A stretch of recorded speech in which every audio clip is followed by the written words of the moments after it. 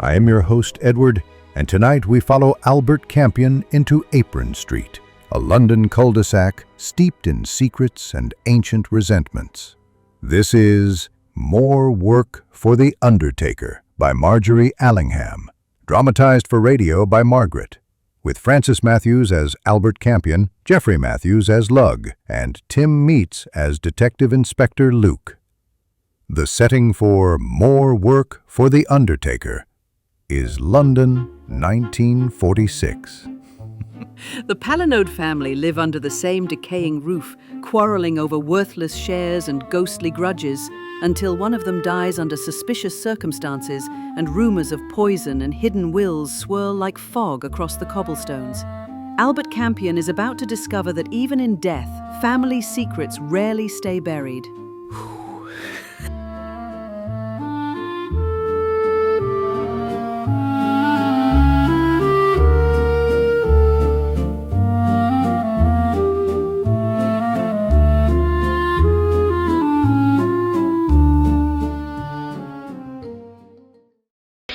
Lug, put out my tails, will you? Going it a bit, aren't we, now we're back from the wars? Yes. Who's a lucky party this time? Just do it, Lug. All right, Cock, keep your hair on. My, we are short today. Did you have a nice time with Mr. Oakston? Oh, very pleasant. We sat in the park. Oh, very healthful. Yeah, very. We watched a charming old lady in a motoring veil and 6 different dresses and grass in her shoes received sixpence from a passing do-gooder. Apparently a daily occurrence. A simple mendicant. Blimey, don't they give Oatsy boy anything to do at the yard now he runs the place? Ah, the sister of the lady in the park died recently. What's that got to do with us? Well, she may have been helped on her way. Poisoned. Oh, yeah? Yes, Oates has put Superintendent Yeo onto it, and Yeo wants me to make a few discreet inquiries. Oh, was he there too? Chief Busybody's get-together, was it? Thought he was giving all that up and going to be respectable on Government Island. Oh, I've got me advert written out. Got your what? My advert. Gentleman's gentleman seeks interesting employment. Remarkable references. Title preferred. I see. Yeah, well, that's about it. I can't come with you, Cock.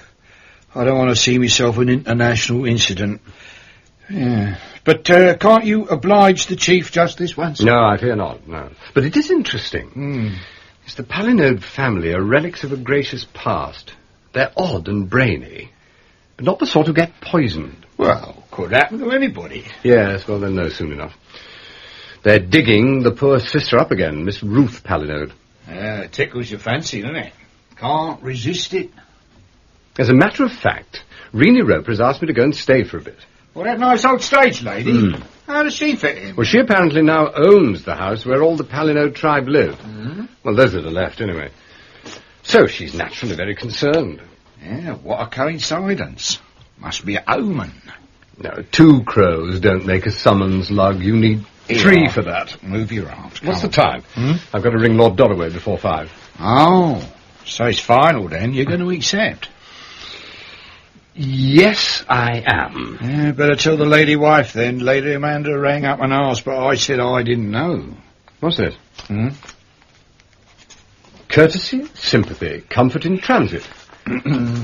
Jazz Bowles and Son, the Practical Undertakers, 12 Apron Street, West 3. Apron Street is where the Palinodes live. That is a private letter, that is. Oh, well, go on, read it if you like. To Mr. Magus Fontaine Lug, Esquire, care of A. Campion, Esquire, 12A Bottle Street, Piccadilly, Westbourne. Dear Magus, if Beatty was alive, which she is not, more's the pity, she would be writing this instead of me and the boy. We was wondering this dinner time, can you get your governor to give us a bit of a hand in this Palinode kick-up, which you may have read of in the papers? Exhumations, as we call them in the trade, are not very nice and bad for business. Without disrespect, bring him along for a bit of tea and a jaw any day, as we do not do much after 3:30, and will do less if this goes on. Remembering you very kindly and all forgotten. All forgotten, I hope. Yours truly, Jazz Bowles. Amazing cheek, isn't it? Yes. Yeah, he's a horrible man. Seems to know you pretty well. He's my brother-in-law. Married me only sister. The poor worm shoveler. I see. Yeah, during the war that was, the first war, I mean. Haven't spoken to him for 30 years. Come my little trip inside, he behaved as though I took him with me. Sent back me wedding present to V. And I wrote him clean off me slate. Now he pops up out of the past and asks a favour when I couldn't help him if I could bring myself to it. Is this a put-up job? Some remarks I do not, yeah. Yes, when exactly did this arrive? 10 minutes ago, late post. No need to get excited. What's jazz to you, anyway? The third crow, it seems. Oh, yeah? Yes. Shall I get his lordship for you? No. Get me Chief Superintendent Yeo.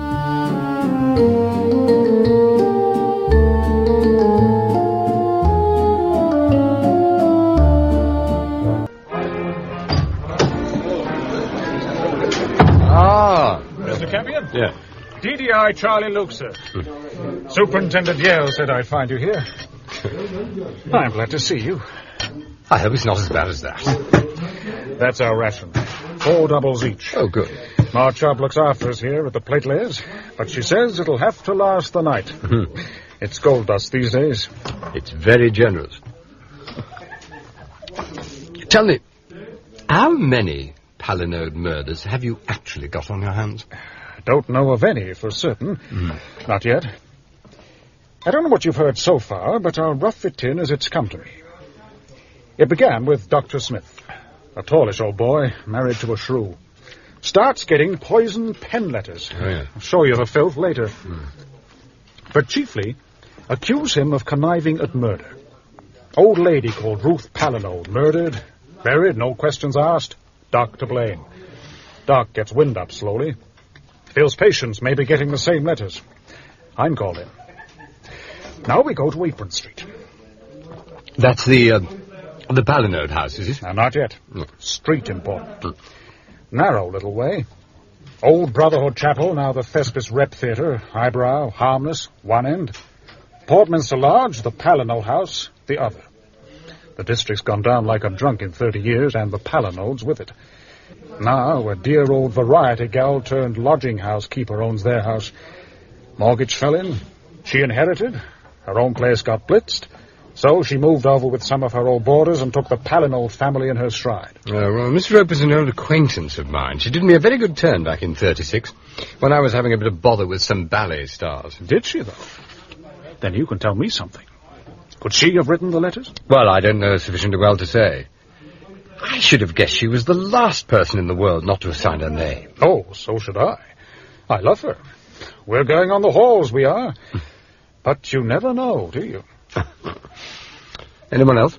Who might have written them? About 500. Any one of the doc's patients. I'll drink up, sir. And I'll give you the smell of the street. Ah. Lots of small shops. Family businesses. I've known the Palinodes forever. On good terms with Reenie. One of them's a chemist. Oh, what an emporium. Great jars of coloured water in the window. Dozens of little drawers of muck. Smell of old lady's bedroom enough to knock you back. And old Pa Wilde in the middle of it looking like Auntie's ruin with his dyed hair and little black tie. When old Joey and Pantaloon Bowles dug up Miss Ruth Palinode, I must say I started thinking about Pa Wilde. I don't mean he administered whatever it was, but I bet it came from there. When do you expect the analyst report? Midnight. If it's something that could only have been criminally administered, we wake up the Undertakers and dig up the brother right away. Well, that's the eldest brother, I take it. Yes.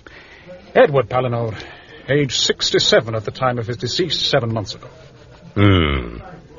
So, what is there after the chemist? Opposite the chemist, Pa Wilde, there's only that old blighter Bowles.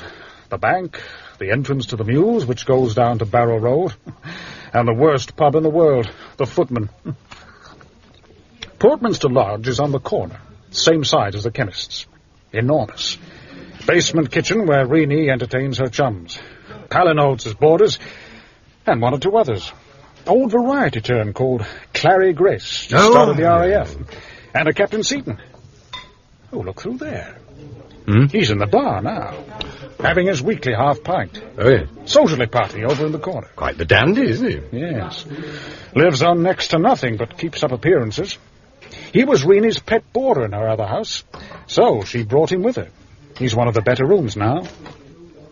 I think in a funny way he's enjoying all this. Bit of excitement, you see. Why don't you want to talk about the Palinodes, Inspector? Can't. Why? Don't understand them. How do you mean? Just that. I don't understand what they say. Long words? Not particularly. But when I read the verbatim reports, I keep sending for the stenographer to see if he's got the words right. He doesn't know either. I see. There's 3 of them left, I can tell you that. Mr. Lawrence, Miss Evadne, and the baby, Miss Jessica. Now, she's the gal with the concertina stockings who gets presents in the park. She does crosswords in Latin. I've seen them. They're not balmy, any of them. God knows why anyone should kill them. I gather you're moving in, sir. At once, I thought. I brought a bag with me.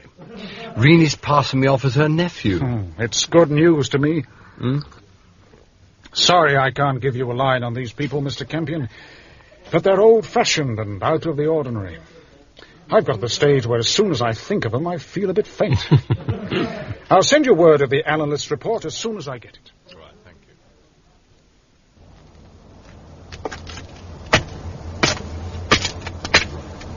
Oh, blast.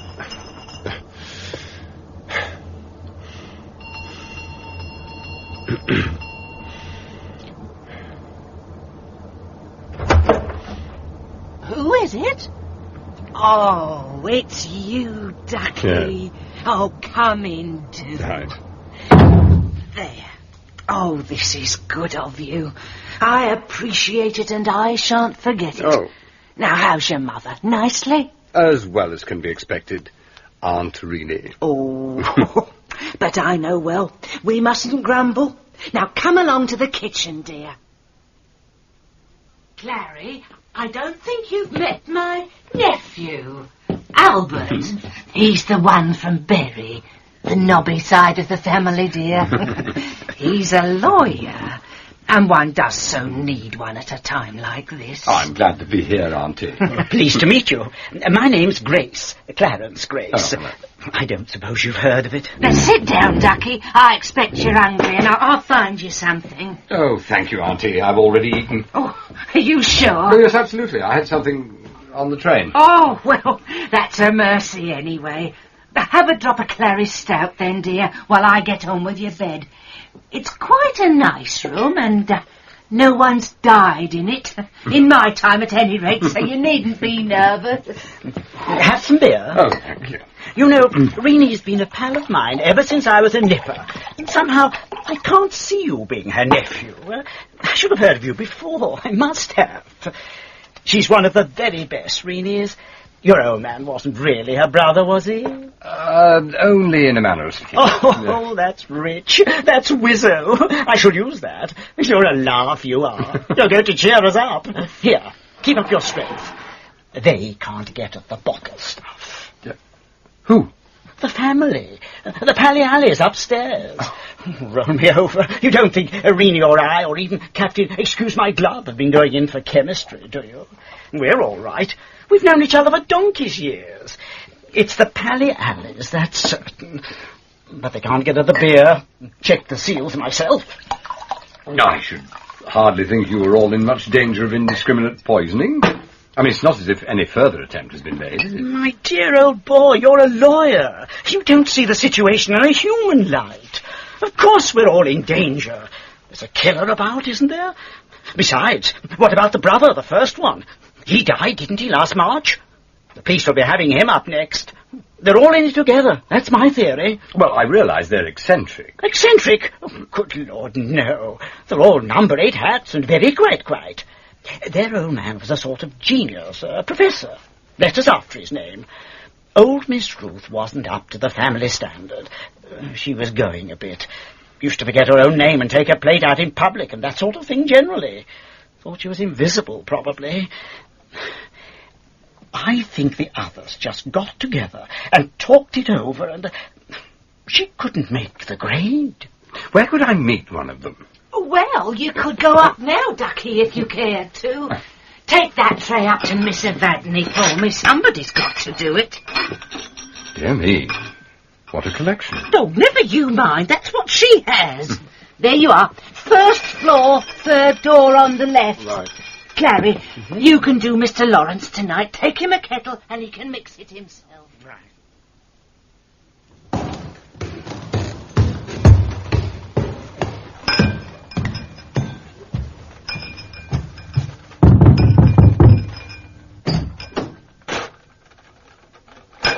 Come in. Do come in. I'm just going. I'll let myself out, Miss Palinode. Put it here, on this little table. And be careful of those glasses, if you please. They're very rare. Head groom, what gars thy pipe so loud? Why bidden thy looks so snicker and so proud? Perde plain peers, but this couth ill agree with thick bad fortune, which I thwarteth thee. That thwarteth me, good Palinode, is fate. He born was peers to be unfortunate. Infortunate. So, you're an actor, of course. I ought to have known. Miss Roper has so many friends from the stage. Tell me, out of a shop? I'm afraid I haven't acted for some considerable time. Oh, never mind. We must see what we can do. Now, let me see what you've brought me. Oh, yes, splendid. Now, tip the egg into the slip, right? Yes, go on, straight in. Stir as you go. Don't spill it. I dislike dirty saucer. Yes. Now the sugar. Yes, that's quite right. Hand the cup to me and keep the spoon, for if you've mixed it rightly, I shall not need it. Yes, that's very nicely done. Oh, good. I think I must ask you to my theatrical afternoon next Tuesday. You would like to come, of course. It might lead to something, but I can't promise. The repertory theatre is overcrowded this year, but I'm afraid you know that. I believe there's a small theatre near here, isn't there? Indeed, there is. The Thespis. Very hard-working little troupe. Some of them are quite talented, and once a month they all come here to a little conversazione, and we have some amusing talk. I did wonder if perhaps I should put it off next week. We've had a little awkwardness in the house. Expect you've heard of it. But on the whole, I think I shall carry on as usual. The only difficulty is those wretched newspapermen, although, in fact, they bother my brother far more than they do me. Yes, I think I saw your brother as I came in. Oh, no, that was not Lawrence. Lawrence is a rather different person. Oh. That was little Mr. James, our bank manager. I always get him to come over when I have any business. It's very little trouble for him. When you came in, I wondered if you were one of the reporters, but as soon as you capped my little piece of peel, I knew I was wrong. I've got this thing for you. I worked it out in Rough Sky to the Turf, but I've mislaid it. Oh, have you corn-throat? Well, of course I have. As I've always said, the foreign wheat was completely witless. What she was doing was dangerous. Does it matter now, after all the sheaves of alien corn are gathered? Yeah, all the same, I had to test it. You must see that I am right. Good evening to you. Good evening. That was my brother Lawrence. Oh. He is extremely clever. Of its kind, a most ingenious mind. He prepares all the crossword puzzles for the Literary Weekly in his spare time, although his real work is on the origins of Arthur. He has so many subjects. Including horse racing, no doubt. Horse racing? Oh, yes, but only on paper. What does corn-throat mean? Oh, to search, simply. A family reference. You may take the tray now. Oh, thank you. Good evening, Miss Palinode.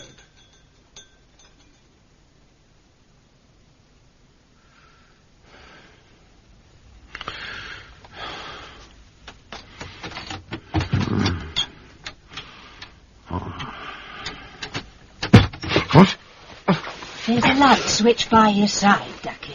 Oh, just a... Here, I've got a letter for you. Oh, really? Thank you.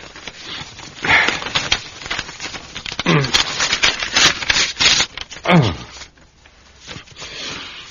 Dear sir, Ruth Palinode deceased. Analyst's report to hand, 30 hours this morning. Organs contain 2/3 grain hyoscine in available material, indicating much larger dose. Probably administered in form hyoscine hydrobromide, but no evidence to show if taken subcutaneously or by mouth. Normal medicinal dose, 100th to 1/50th grain. Edward Boncratin Palinode deceased. Proposed to have up, pronto. Belvedere Cemetery, Willswich, no? 4 a.m. approximately. Cordial invitation extended, no offence taken if you cut it. C. Luke DDI. Well, now what's this for? Steady my nerves. Must I? Oh, the whiskey's all right. Take my dying oath it is. I've had it under lock and key. Did the policeman wake you? Oh. I'm so sorry, there was no great urgency. No, I was about, you know. Well, I got used to pottering around at night during the war. The air raid wardens were always popping in. I want to talk to you, Mr. Campion. Yes. First of all, I want just to tell you this. I'm absolutely on the level with you. I'm more than grateful to you, and you really can trust me. I shan't keep anything back, and I mean that, see? What's on your conscience, Auntie? Oh, well, there's one little thing that's been going on for a long time, and I feel I ought to mention it, dear, just so that you don't go rooting it out and being surprised. Hello? I do beg your pardons. Oh. I was passing the door and thought the room was unoccupied. My attention was caught by the shaft of light. Oh, go along with you. You smelt it. Come along. There's a tooth glass over there. Bring it here.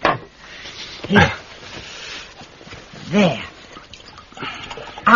This is Captain Seaton, Albert. Oh, hello. Now, it's quite a good thing you've come, because you can tell Mr. Campion exactly how it was that Miss Ruth was taken ill. I didn't kill the lady. On the contrary, I did what I could.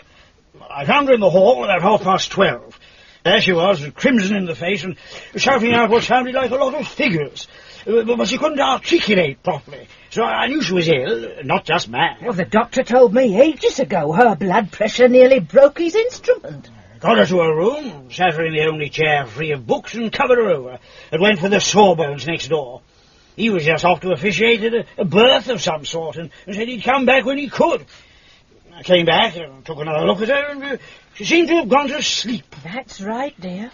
When I looked in about 2, she was breathing rather heavily, but I thought we'd better leave her till the doctor came. When was that? Nearly 3. Uh-huh. And she was dead by then. He said by thrombosis. He was expecting it. Well, I couldn't blame him. Yet someone did. Oh, people will talk. Any sudden death makes a lot of stink. At any rate, I did not kill the vulgar trollop.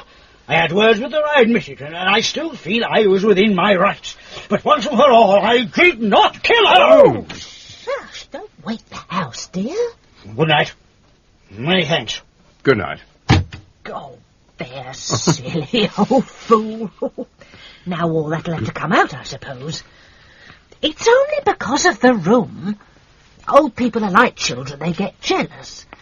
I gave him a nice room when we came here, and Ruth always wanted it. She said she'd had it as a child, and when she found she couldn't get any change out of me, she had to go at him. That's all there was to it, really. I'm not lying, Ducky. Oh, it was too footling to mention. Was that the awful secret you were going to uncover? What? Me and the captain? Yes.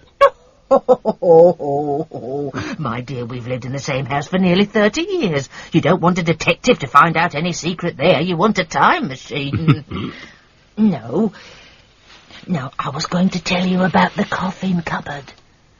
I beg your pardon? Well, of course it may not be coffins, Well, I've never seen inside. Suppose you tell me what you're talking about. Well, I've let one of my cellars, Ducky, the little ones leading off the area round by the front door. I'm not actually in the house at all. To old Mr. Bowles, the Undertaker. What? Well, he asked me as a special favour, and I didn't like to refuse him. When was this? Oh, years ago. Well, months anyway. Well, he's always very quiet, but, well, I thought you might possibly hear him and his son down there tonight and wonder what it was. Is he here? Well, if he isn't, he soon will be. He popped in when you was up with Miss Evadne to say I wasn't to be nervous if I heard him moving about between 3 and 4. No, but he'll be at...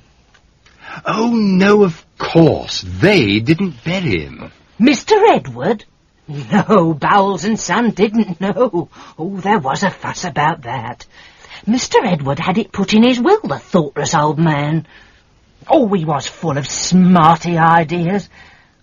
He lost the family their money, being so clever. Well, there you are, my dear. Yeah. Now, if you hear any thumping, it's just the Undertaker. Oh, the ultimate reassurance. Oh.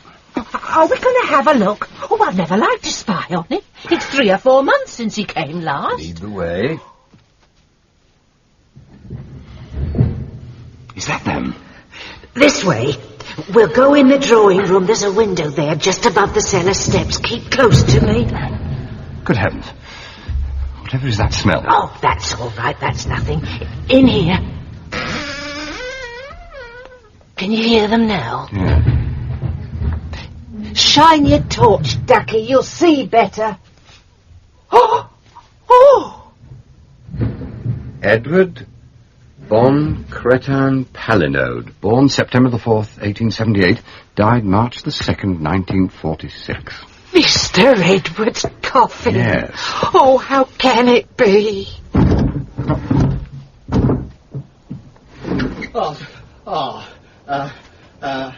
Good evening, sir. We did not disturb you, I hope. Oh, think nothing of it. Wait there a moment. I want a word with you. What are you doing? Stock taking? Not exactly, sir, not exactly, although there are likenesses. It is Mr. Campion I'm addressing, isn't it? That's right. I'm Jas Bowles, at your service any time of the night or day, and this is my son, Roly Boy. Here, Dad. I'm just taking this casket across. We hire the cellar, you see, sir, and I've had the casket in there a month or so while we was full up over the road. Now I thought, what with one thing and another, the police and that, I'd better get her back home. She looks a very fine affair. Oh, she is, sir, a very special job, one of our deluxe types. A casket like that would be a credit to anybody. Yet the man whose address is on the label had other views? You saw it, sir. I'm caught and I may as well admit it. He saw your nameplate, Roly Boy. He's very fly, is Mr. Campion. I ought to have known that from all I've heard from your Uncle Maggers. Yes. Vanity, Mr. C. That's what that there nameplate shows you, the vanity of Jas Bowles. There was a gentleman in this house once that me and the boy took a real fancy to. Am I right, Roly? As you say, Dad. Mr. Edward Palinode. A lovely name for a headstone. You're trying to tell me you made it on speculation, I take it. I see we can talk, you and me, sir. I've had old Maggers all the evening, and I thought, well, anyone who employs you must know what's what, I thought. But I wasn't sure, you see. Yes, of course. I made it on Apro, and the perishing old blighter wouldn't have it. Matter of fact, I made it to fit myself. He was no bigger than what I am. She's a lovely job. Solid oak, veneered ebony. If you'll come over to the shop in the morning, sir, I'll show her to you in the light. It wouldn't take me a moment to come down now. No, we won't impose on you, sir. Take her along, boy. Oh, Dad. We've got to get her across the road while it's dark, sir, if you'll excuse us. Is Lug with you? He's in bed, sir. Good night, sir. We feel it's an honour to have met you. See you in the morning, I hope. Good night, sir. Yes, that's it, Bradley. Now, He's a very good man. He's thought very highly of in the street. But I never feel I can get to the bottom of him. I wonder what he's got at the bottom of the coffin. Oh, well, but it was empty. There wasn't a body in it. Wasn't there? Perhaps just a little foreign body? Oh. And now, Auntie, since we appear to have overcome any initial shyness and we can speak from the heart, the stink coming up from your basement can no longer be ignored. Come on, darling, tell me the truth. What's cooking? Oh, get along with you. It's only old Miss Jessica. It pleases her and it doesn't hurt anybody else, but I won't have it in the daytime because she gets in the way, and yes, there really is an awful smell. Oh, it's worse than usual tonight. Phew. I've got a fine old menagerie here, haven't you? What's she doing? Oh, making little mucks, dear. I don't think they're quite medicine, but she lives on them. Eh? Oh, don't you be silly, dear. Now you're making me feel quite jumpy. We've had our bit of excitement for tonight. Where is she? May I go and see her? Oh, my dear, you can do what you like. I told you that. She's quite harmless and the cleverest of the three in one way. At least she can look after herself. Go on, you go down. Just follow your nose. All right, go and get your beauty sleep. Oh, I need it, do I? Oh, you're laughing. Oh, you are a naughty boy.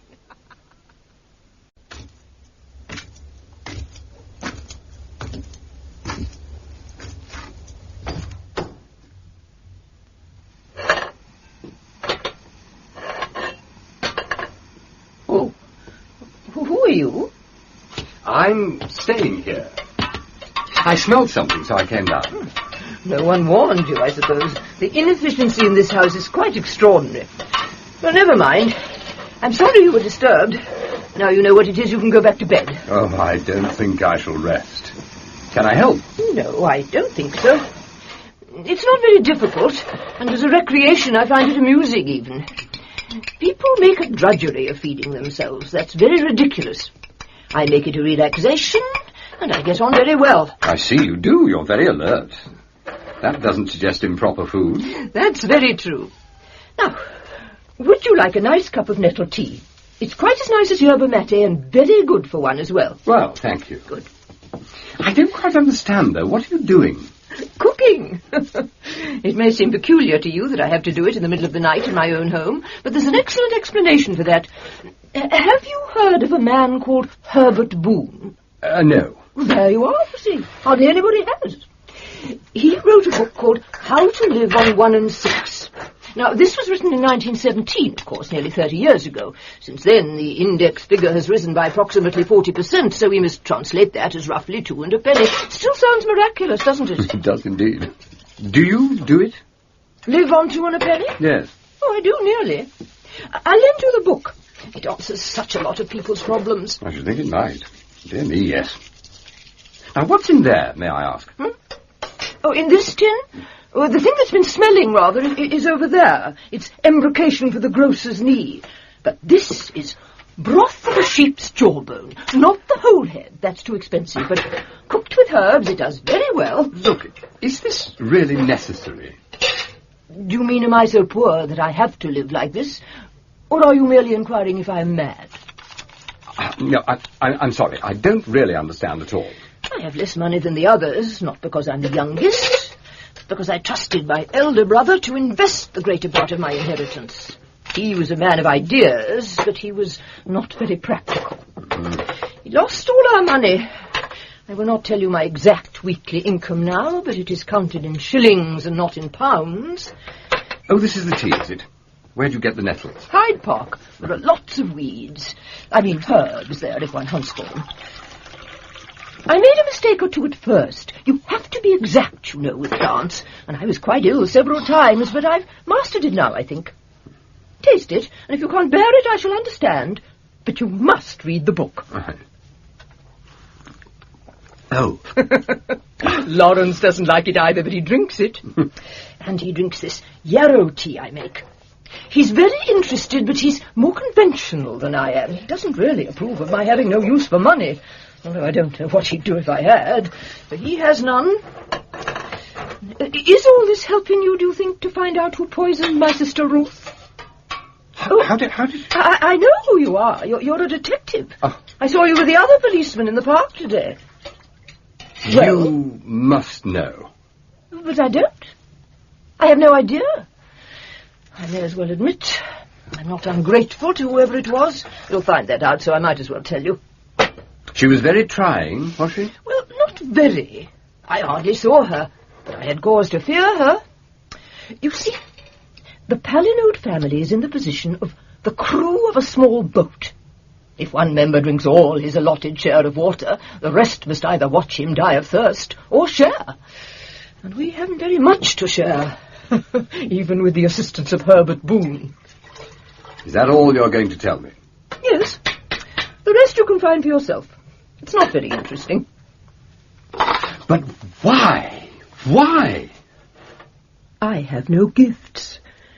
I cannot make, or write, or even tell. So, I keep busy. You wouldn't like any more of that tea, I suppose?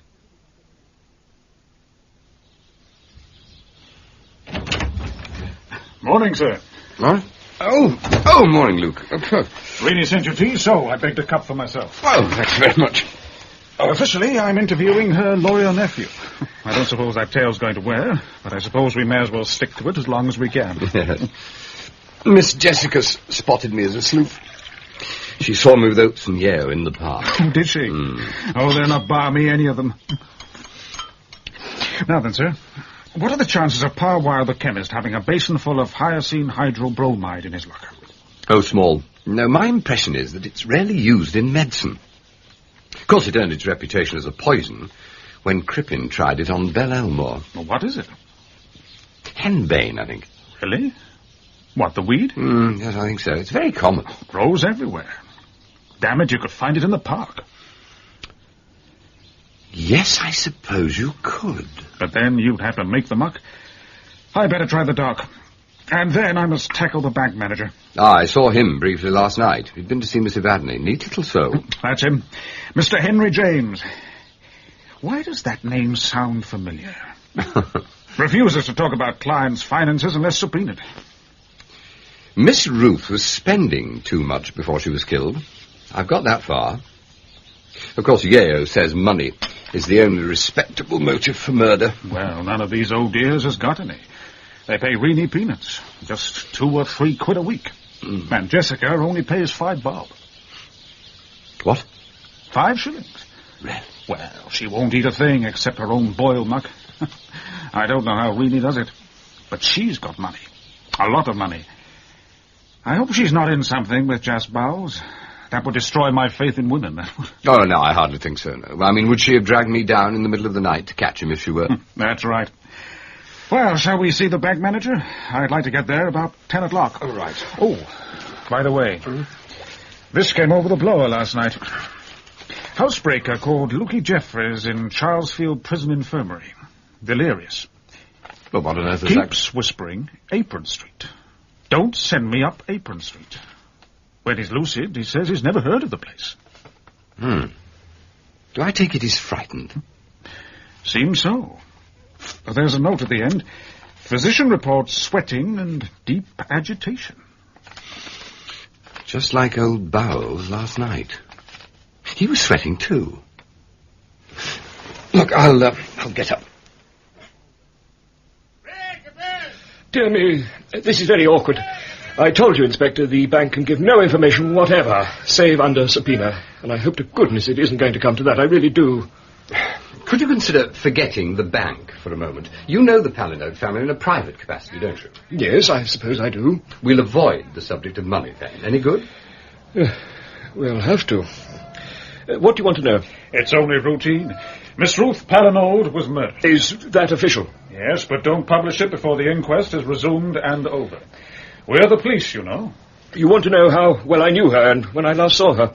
Is that it? Well, I've known her since I was a boy, and I last saw her one morning in the week she died. I've been trying to remember which, and I think it was the morning before the day she was taken ill. She came in here. On business? Yes. She had an account here? Not at that time. Then her account had been recently closed. How can I answer that? Gone. Now, let's get back to when you were a child. Where did you live there? Here. In this house? Oh, yes.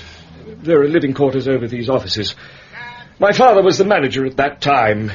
In due course, I went into the head office in the city, and finally, when my father died, I came here as manager. We're not a large concern as banks go, and we specialize in personal service. Most of our clients have been with us for generations. Are there many other branches? 5 only. The head office is in Buttermarket. I expect you remember the Palinode family in its great days. Oh, I do. 35 years ago, before the Great War, this whole street was lined with carriages. The whole district used to revolve round the Palinodes. It was a great time, and they were very great people. The furs in church, the diamonds when Mrs. Palinode went to the theatre, the Christmas parties for those of us who were lucky enough to attend.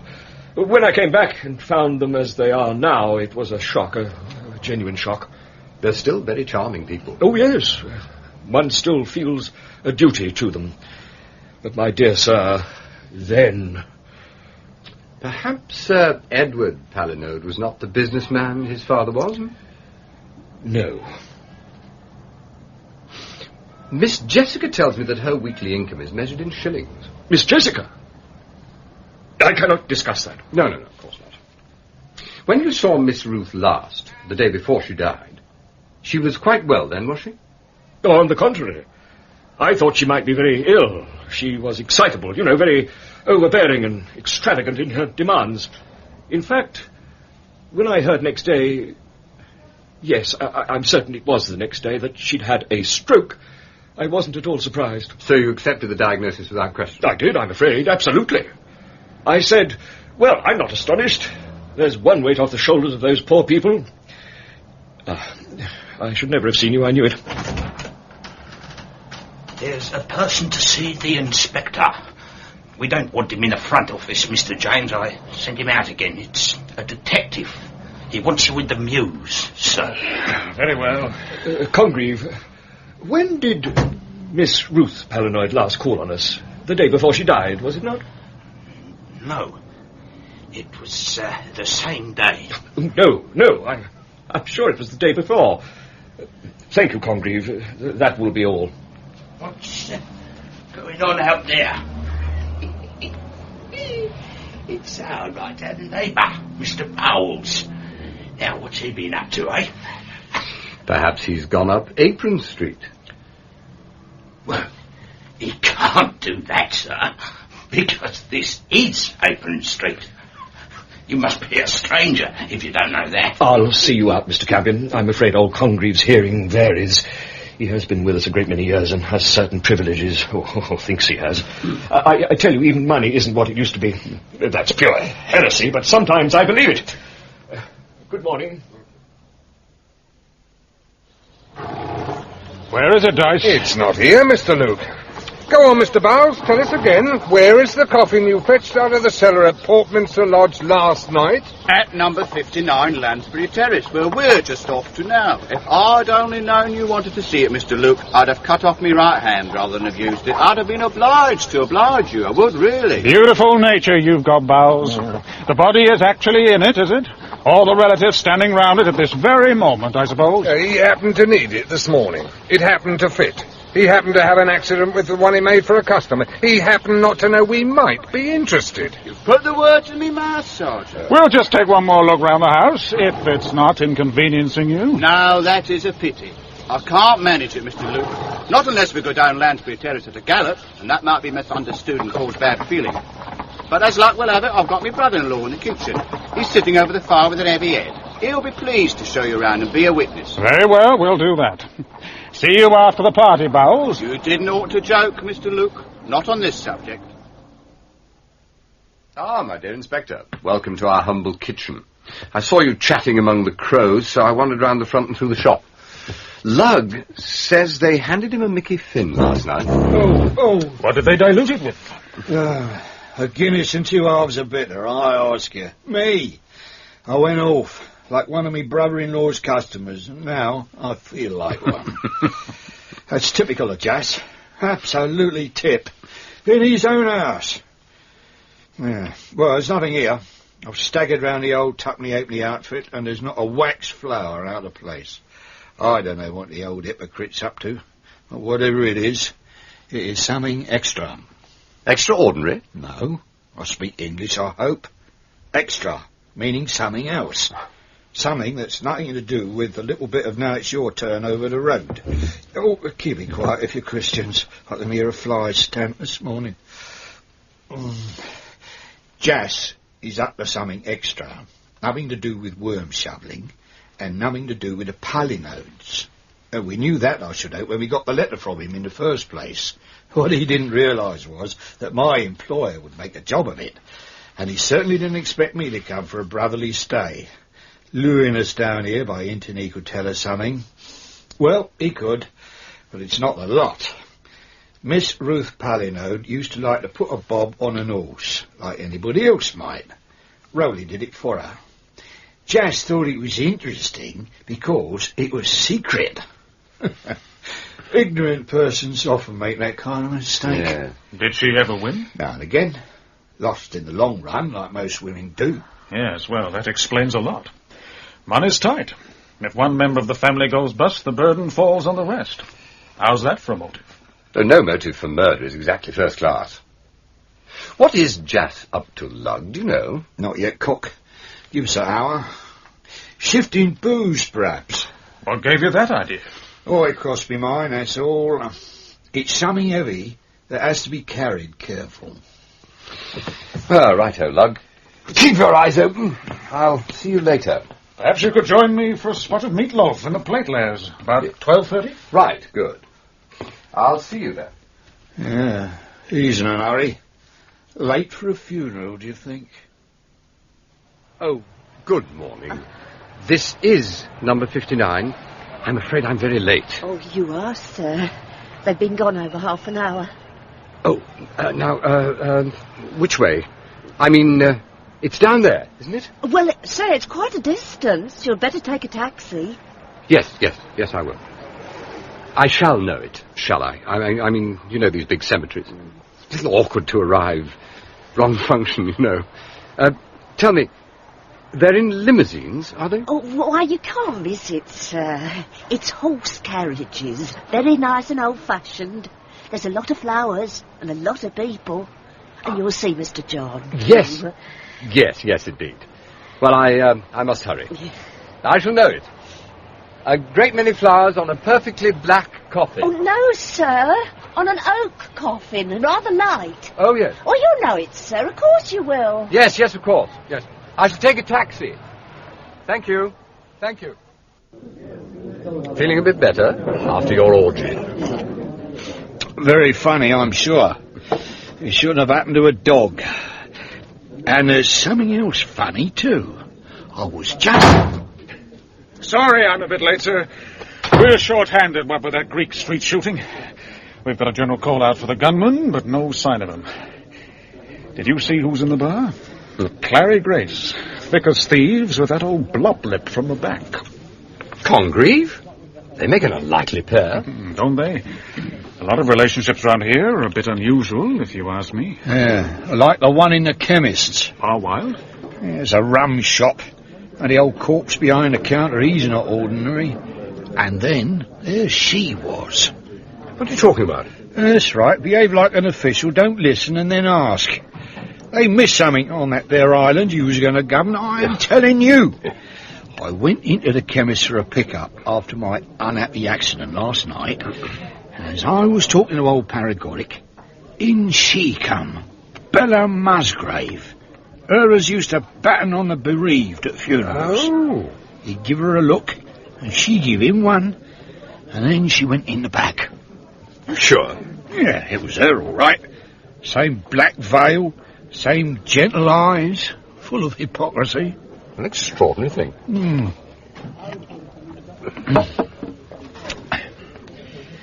She's up to something, that's certain. She might be his auntie. He's the kind of chap to have that kind of relation, but then again, she might not. Who is Bella Musgrave? Oh, just a small-time crook whom we once saw sent down for 18 months, selling Bibles in a questionable manner. How did the doctor take your analyst's report? Oh, resigned, you know. But you remember old Miss Jessica, the gal from the park? Yes. Now, he says she's been giving the old man in the dairy cups of poppy tea for his neuralgia. The right poppy at the right time of year, and he'd have been out like a light. Could detain her on suspicion, but it sounds so balmy, doesn't it? She's not, though. Now, I've just had a session with her solicitor. She persuaded Mr. Lawrence and Mrs. Abney to agree to his telling all about the family fortunes.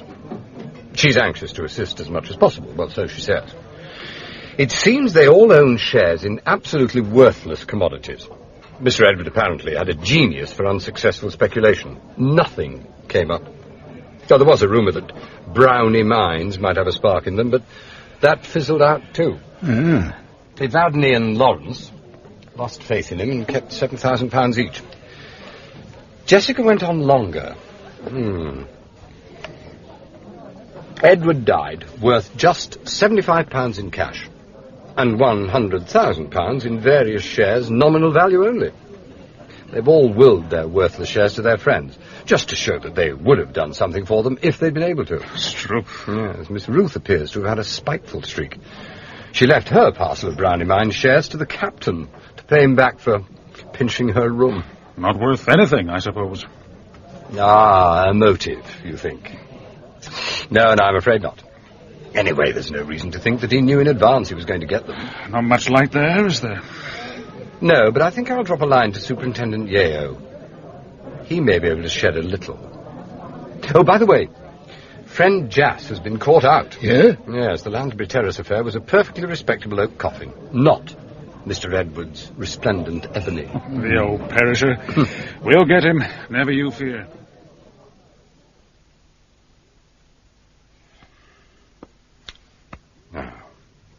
Dear Yeo, help.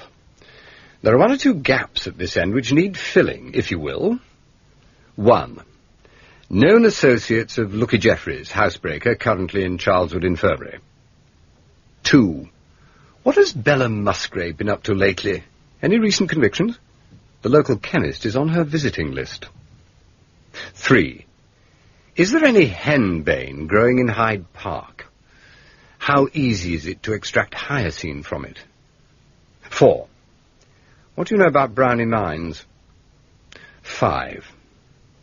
What have you been looking for lately, which is A, 5 or 6 feet long, B, distinctive in shape, C, fragile?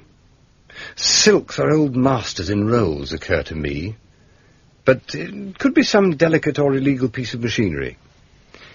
We only ask because we want to know. Yours, Campion.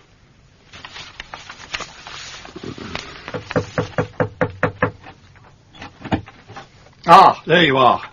Ah, lad, good. You can take this to the post. Not now, Cot. You're wanted at the chemist's. Mr. Luke sent me. Why, what's up? Can't tell you. My lips are sealed. Come on, if you're coming. All right. This is Tornet. What have you done? Upset the almond lesson? I ought to be shot. Struth, I could do it myself. Look at this little lot. Who is it? Pa Wilde, the chemist. I wasn't even questioning him, really. I'd hardly begun. I met Lug outside the Thespis, and he told me he'd seen a van drive up here about 4 and take a packing case on board. That's right. It was heavy, and Pa gave him a hand. 2 men got up in front of the van, and Bella Musgrave, in her funeral clothes, hopped in her back. Right. Didn't get a chance of a chat. They were off in double quick time, but I got the number. What shape was the packing case? Long and thin. I didn't see it close to. Ah. So, what did you say to Pa Wilde, Luke, to drive him over the edge? I just asked about his girlfriend, and he went all coy. So I said, "Come off it, Pa, she's just left here with her box. What's Morning Musgrave done? Taken her little black bag and left you for Jas Bowles?" He began to shake. "Just a minute, Mr. Luke," he said. Went behind the counter, made a noise like a pheasant, and went down among the bottles. I can't believe it was necessary. The hyacinth may have come from here, but I never suspected him of administering it. He was a silly, vain old chap, not the size for anything big. Perhaps it wasn't so much what he'd done as what he knew. Did you recognize either of the 2 men in the van, Lug? One of them was a perfect stranger that I know, but the other one looked like the ghost of Peter George Jelf. Reunion. That's what it is, Cock. Who's Jelf? Ah, well, the Fuller gang was before your time, I fancy. Late 20s. Remarkably unchoosy. Jelf was the 3rd in command. Hired malefactor. Them's the judge's words, not mine. Anyway, Gov, they'd all been upstairs. A room with nothing in it but 2 hard chairs facing each other. An armchair what Jas had sat in. Must have been him. Great fat dent in the cushion. And the smell of them little whiffs he smokes. Oh, he'd been there, and I'd take my oath on it. 2 chairs, eh? Yeah. It's very suggestive. The question is, what does he put in it? Eh? Put in what? The box which rests on the chair.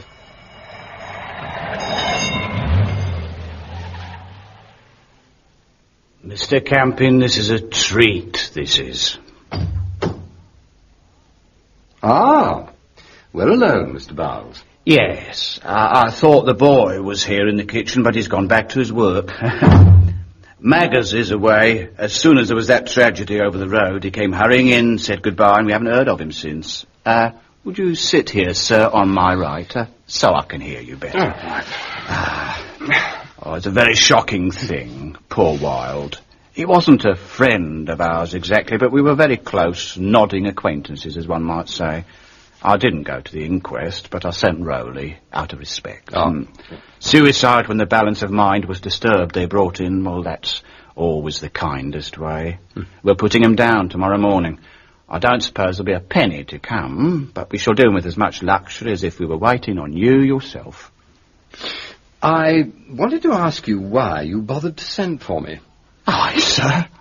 I sent for you? Oh, you're making a big mistake there, sir. I didn't know such thing. I'm glad to see you here, Mr. Campion, because I want the whole thing cleared up, and that's a fact. But no, sir. I didn't send for you, sir. I can see that a police inquiry wouldn't be very good for your trade. No, sir. No, the publicity can't be helpful. And I realise that you knew that Miss Ruth Palinode was in the habit of putting an occasional shilling or two on a horse.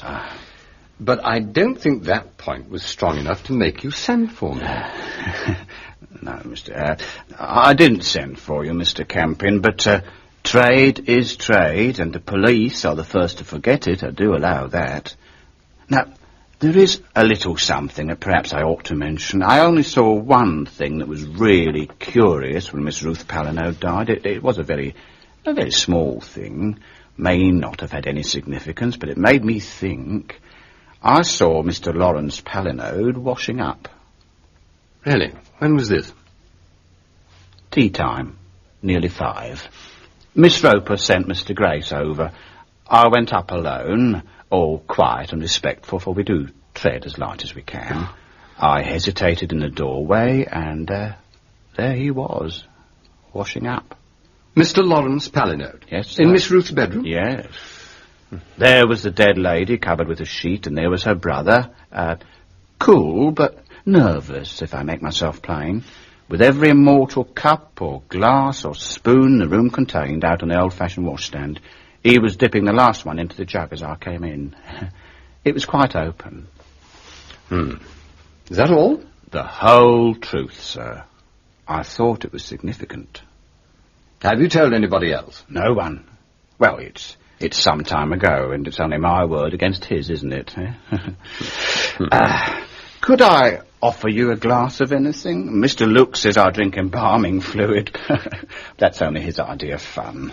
No, thank you. I'm just going. Must you? Oh, let me show you out, sir. It's been an honour to have you in our humble home, Mr. Campion.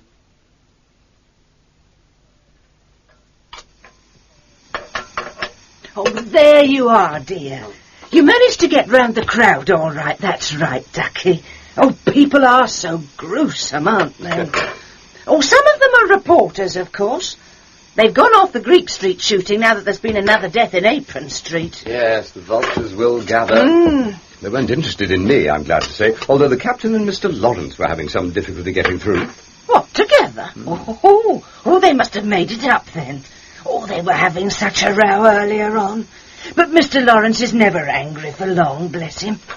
I should have thought the captain's resentment would have died with Miss Ruth. Oh, yes, Ducky, that's all right. It sounded as though they were arguing about those horrible letters the doctor keeps getting. Oh, everybody seems so scratchy nowadays. And Clary's angry with me too. He says I give the family more than they pay for. Well, what if I do? I can afford it. I won't have him trying to pump old Congreve about my bank account. It is not his business. Of course not, Auntie. Oh, I'm sorry, Albert. I do get wound up. I think I know why you do it. I was looking at Professor Palinode's portrait in the dining room this morning. Oh. Were you, dear? Well, don't be too clever, will you? As you like. Oh, well, by the way, you've got a visitor. Now, he seemed quite anxious not to meet anyone, so I put him in your room. Name of Glossop, I think he said. Glossop? Well, the only Glossop I know is the financial advisor to the Treasury. Oh, la-di-da. I've only met him once or twice. Well, I don't know, Ducky. I'm sure you'd better go up and see, hadn't you? But don't be late for supper now. All right, Auntie, I'll be good. Thank you so much. I'm so unpractical with electrical things. Yeah. You must come to my theatrical conversazione tomorrow. Just after 6. Don't be late. I get too tired to talk rather soon. Oh, you're out a lot. Sir William. I hope you've not been waiting long. Extraordinary woman. Seemed to take me for an actor. Oh, really? Made me mend an electric kettle. Yes. Well, she's good at getting people to do things for her. Is she your murderess? A runner-up. I've been talking to Stanislaus Oates, or rather, he's been talking to me. You put a query to Superintendent Yeo. Alarm bells rang. That is why I'm here. Only 4 reliable people are involved, so that should be all right. Now, Campion, what exactly do you know about Brownie Mines? Oh, almost nothing. A woman who's been murdered held a number of shares. They're thought to be worthless. Some months ago, there was a rumour about them. It was thoroughly squashed. Now, I'm not going to commit myself, because the fewer people who know about it, the better. But I'll tell you this much. 3 derelict gold mines, I won't say where, of course, are suspected of yielding a certain metal of great scarcity, which is in demand for the manufacture of certain items vital for this country's defence. It's now being investigated. Secrecy is absolutely vital. I tell you, if some fellow has murdered to get hold of that scrip, then he's a crook. A thoughtless chap all round. Very well. We will know nothing here, save that there is a motive in the stuff. Excellent. Keep me posted. And you haven't seen me. Oh, of course, Sir William. Was it dark when you came in? Not quite. A pity, since I was so anxious we should not be seen together that I took the trouble to find you, instead of fixing a meeting at the club or in the office. But I don't think I was recognised. I'm hardly a public figure. No, still, it would perhaps be as well if you could go down through the basement kitchen. Basement? Well, you see, that way you can avoid the hordes on the front steps. No, you can rely on Miss Roper's discretion. Thank you. I'll do that. Goodbye, Captain. Goodbye.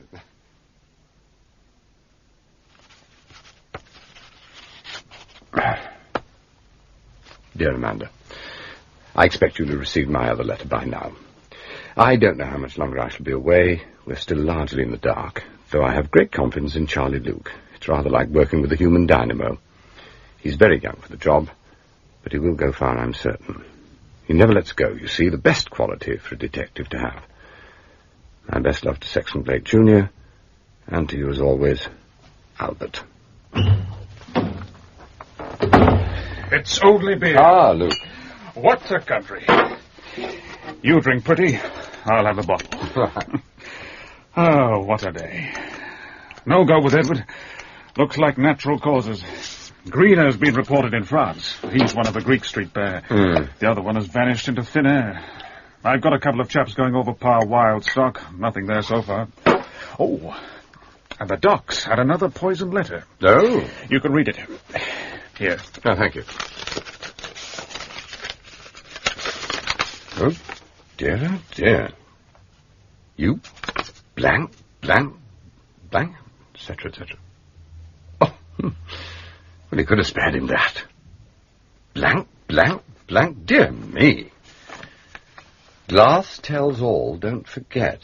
Burn in hell? Quite a little viper, isn't she? It is she, I suppose? Oh, yes, no doubt about it. We've had the shrinks on it.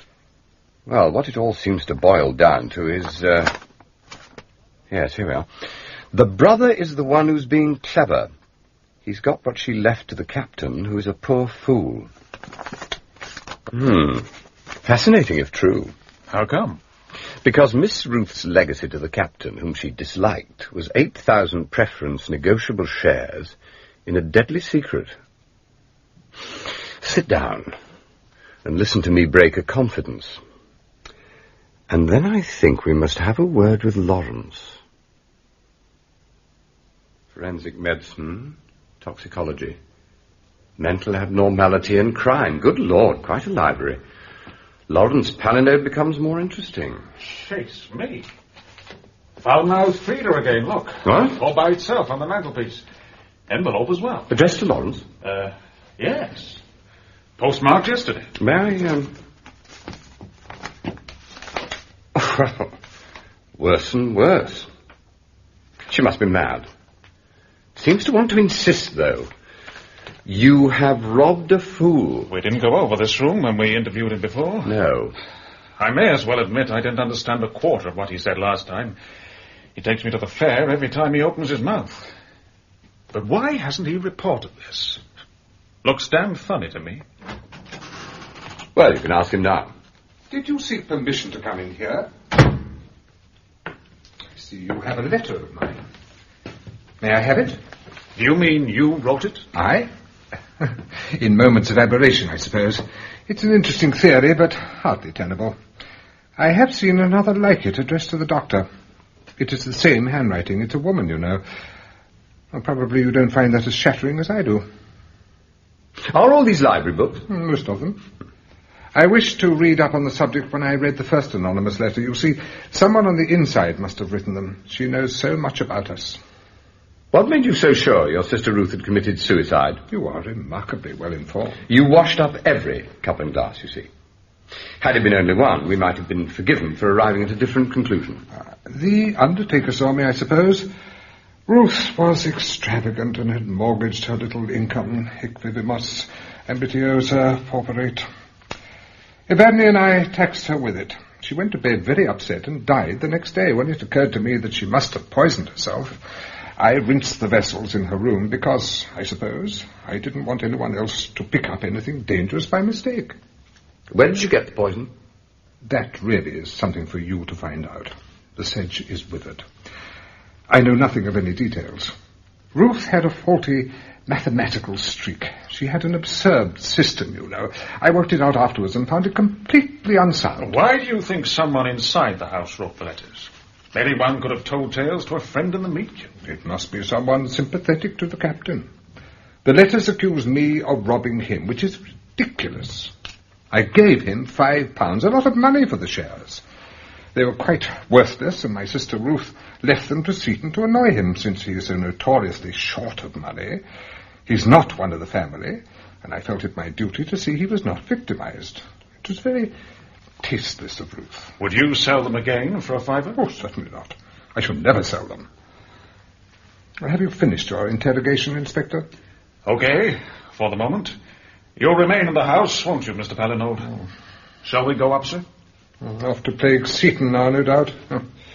Close the door behind you, if you please.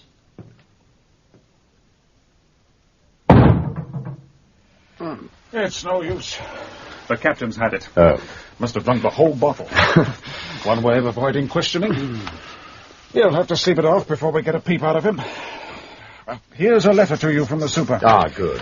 And a pile of memos for me.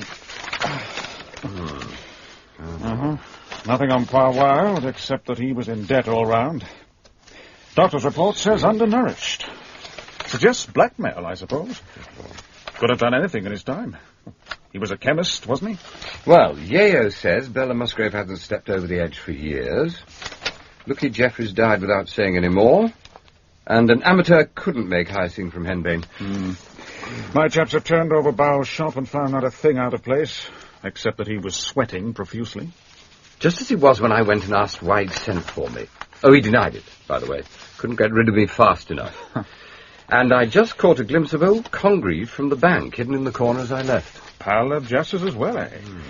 Needs watching, that one. No sign of an import order for a body or anything. None. He says there's no call for it nowadays.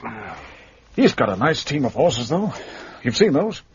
And a thing called a coffin brake, like a cigar box on wheels. Nice high box seat for the driver. Must be the last one in the country. I think I go home. Miss Ruth has been poisoned. Pa Wilde has done himself in.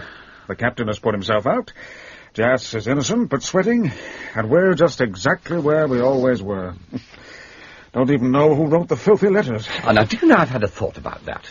That other letter to the doctor said, "Glass tells all, don't forget." You got any fortune-tellers on your patch? I ought to resign on this. Glass sometimes means crystal ball. And the captain is perhaps vain enough to amuse himself with a few superstitious fancies. And unwittingly give out information about the family at the same time? Yes. Of course. She calls herself Pharaoh's daughter and gives readings for a tanner a time. Lives in a little dark street. Real name... God almighty. Miss Congreve. What? Damn it, Campion, she must be that old bloblet from the bank's sister.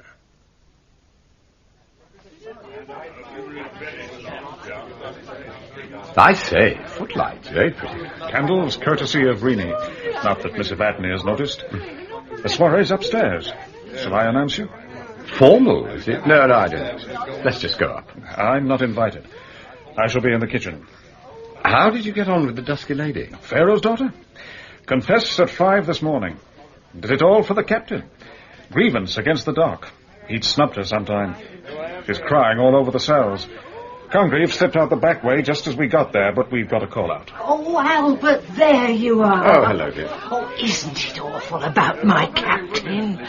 Fancy him having his fortune told by a... Oh, well, I won't demean myself, Ducky. He says he didn't even guess it was her until she admitted it and threatened to post one to Lawrence. When he found out she had, he sneaked upstairs in a blue funk and put himself out with a bottle I didn't even know he had. Oh, I could kill him, I really could. What are you doing here? Standing guard to see he doesn't get out? No, to warn my friends not to drink anything, especially the yellow stuff in the glasses. She makes it with groundsel and it has a very funny effect. Oh, no. When you've had enough uplift, dear, come down to the basement. Carrie's got a bit of a bar going. Oh, and by the way, Mr. Lugg's come back. He's waiting in your room. Oh, right. No, I've never done that.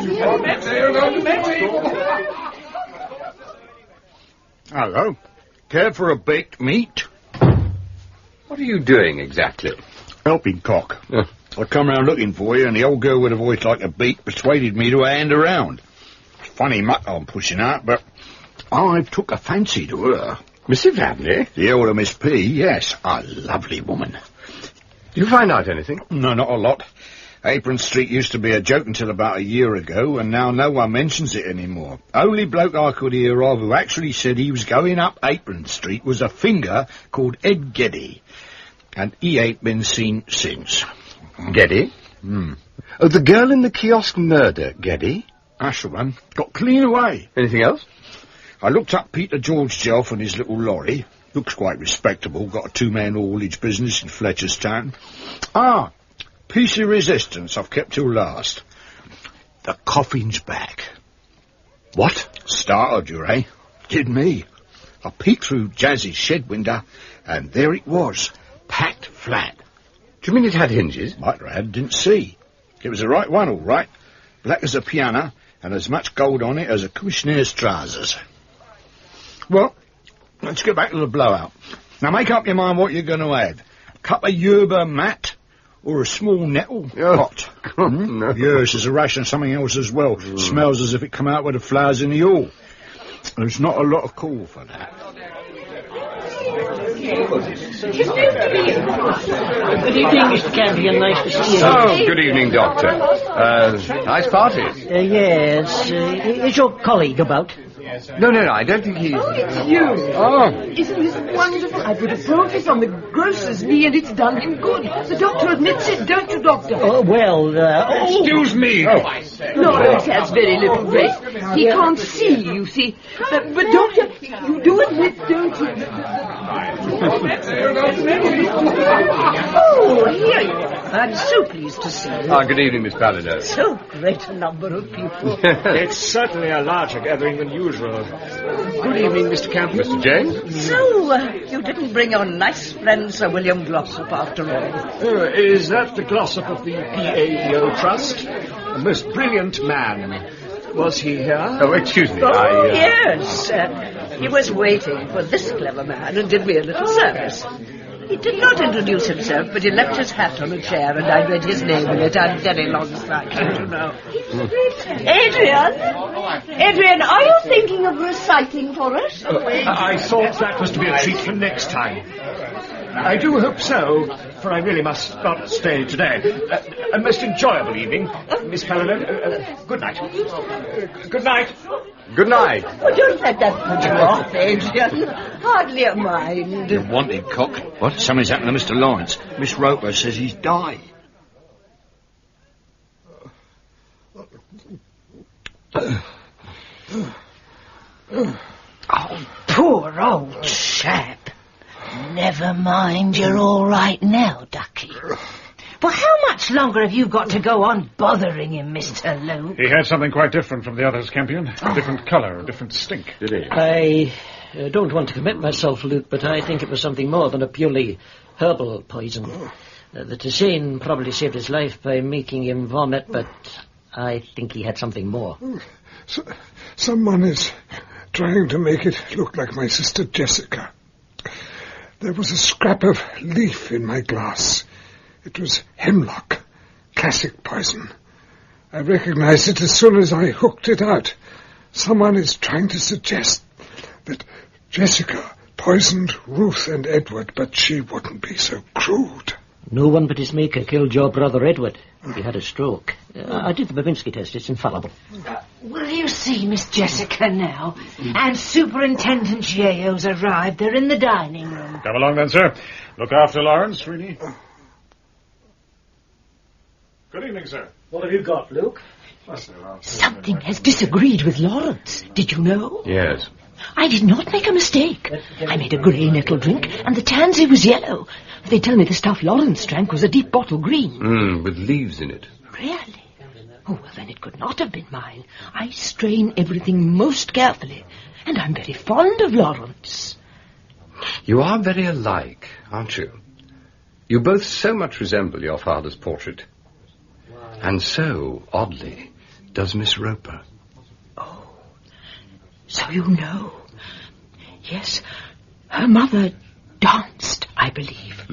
Of course, my father was a just man and provided handsomely for them. Because we are so impractical, he left Rini all his house property, which is why we accept so much from her. Please be very discreet. You see, she does not know that we know. That way there is no embarrassment on either side. Oh, Inspector, is that the glass Lawrence drank from?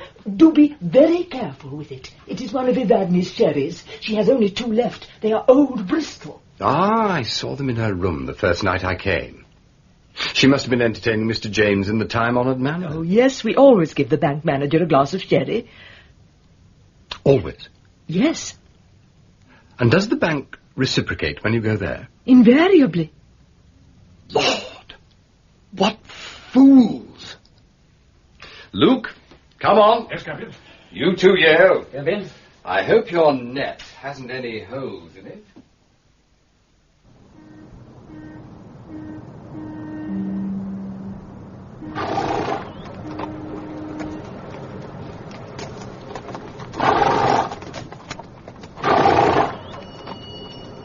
I'm not going in without a search warrant, I warn you, Campion. Funny, there must be someone there, night watchman, somebody. Yes. There's been a call after him all day, but no sign. I'm trusting you, Campion. What on earth? Now what's happened? Okay, it's Locke.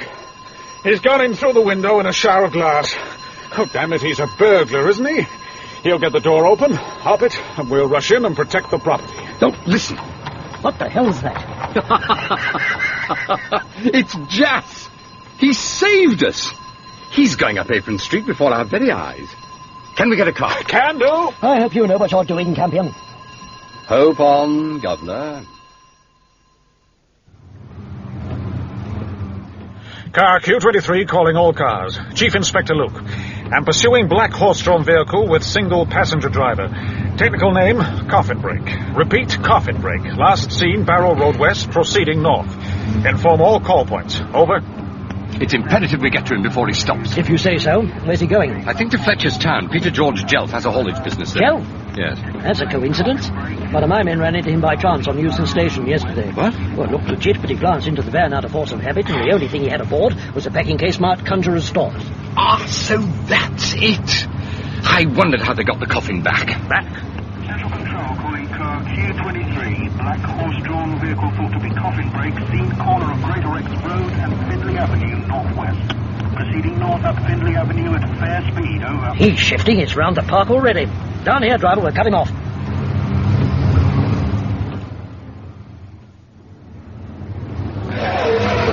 Damn it, we've lost him. I'd have sworn he had to come this way.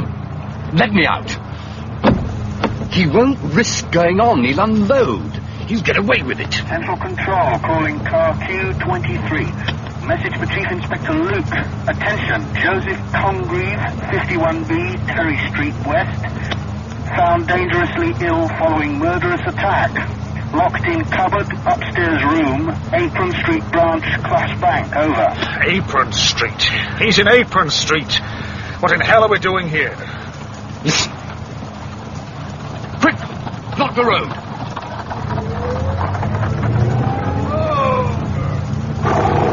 Mr. Luke, your car hasn't broken down, I hope. Get down, Bowles. Certainly, Mr. Luke, sir, but I'm on my lawful... Tell it all at the station. Get down. As you say, Mr. Luke.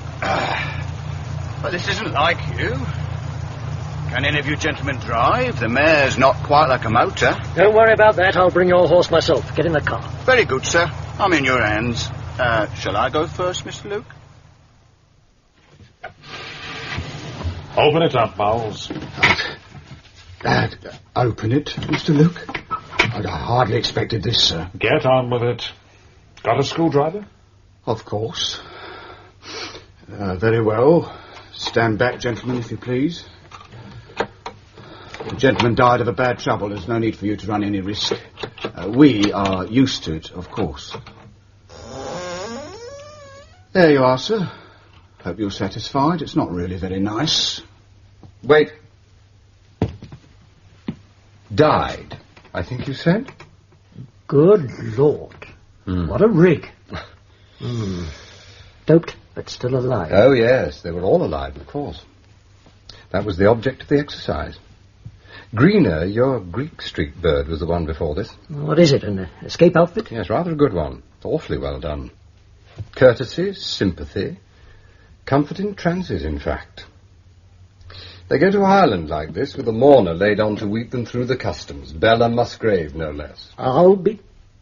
Who was doing it all? Him? No. That's the boss in the coffin. A genius in his way, but hopeless at murder. How he managed to kill Miss Ruth successfully, I really don't know. Campion, there's no way to give evidence. What's the first thing, man? Sorry, sir. His name is Henry James. He's the manager of the Apron Street branch of Clough's Bank. That's more like it. Now we're getting somewhere. What have you got to say for yourself, Bowles? It was done out of kindness. Put that down in writing and never let it be forgot. Hunted animals, that's how I saw them. And that's how I saw him in the finish.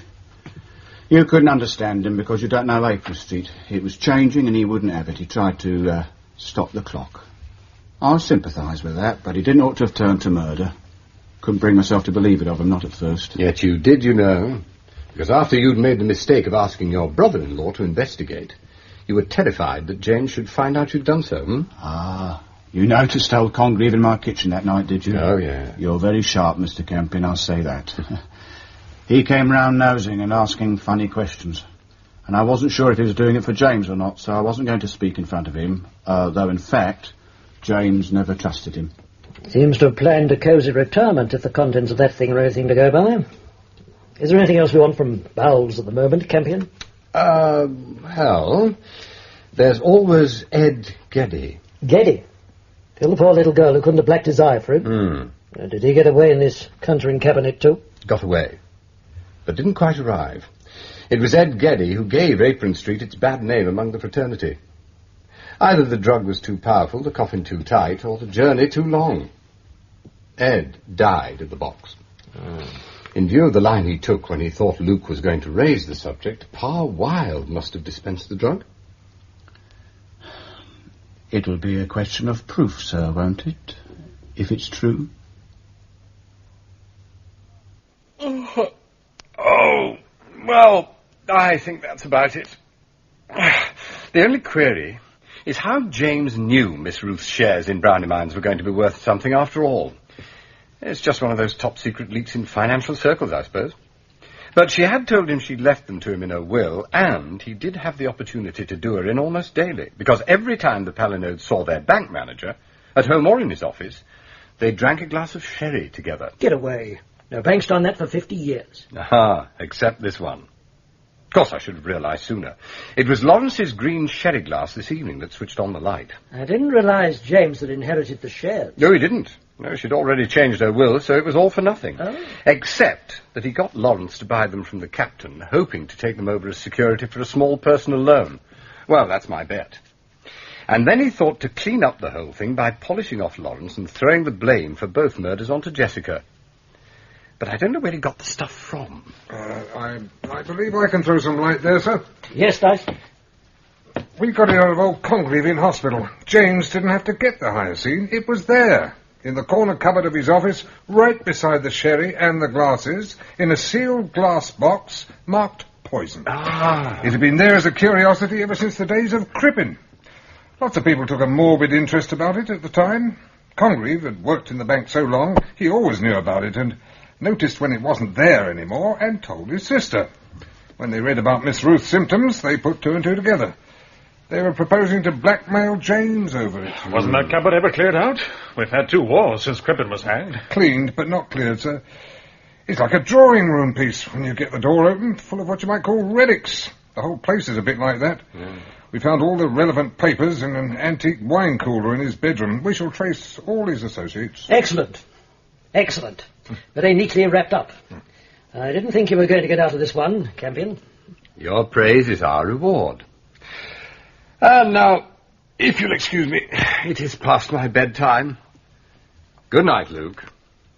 Call on me any time. Oh, I will. Next time you'll get a wire, if not an escort. Good night, and thanks.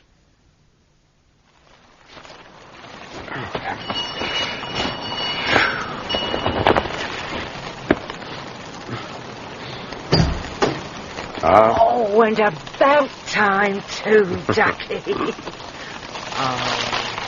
Oh, you are a wonderful man. Yeah. Look, here's a letter for you, dear. Oh, thank you. It came yesterday morning and nobody thought to give it to you. Come into the kitchen, Ducky, and have some coffee. Clary and Mr. Lugg have had a bottle or two, but you're not to be angry with them. Well, it's the relief. Dear Albert, thank you for letting me know that we're not going to govern that island. I'm so glad. I've been following your case as well as I can from the newspapers, but the reports are very sketchy, I'm afraid. And I fear that any comment I might make would be so wide of the mark as to be irritating. I hope we see you very soon. Lots of love, Amanda. P.S. I can't help it. Have you thought of the bank manager? So shady.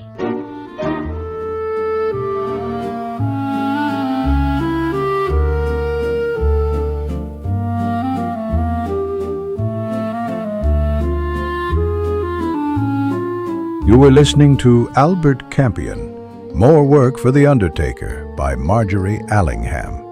If you liked today's piece of mystery, don't forget to like and subscribe, and do leave us a comment. Reading your comments, dear listeners, makes me a little more happier and giddy every morning. Trust me, at this age, it's a therapy for my lifelong addiction for caffeine. All right, folks, thank you again for tuning in. We will be back with another episode next week. Till then, stay safe Stay alert until the next crime.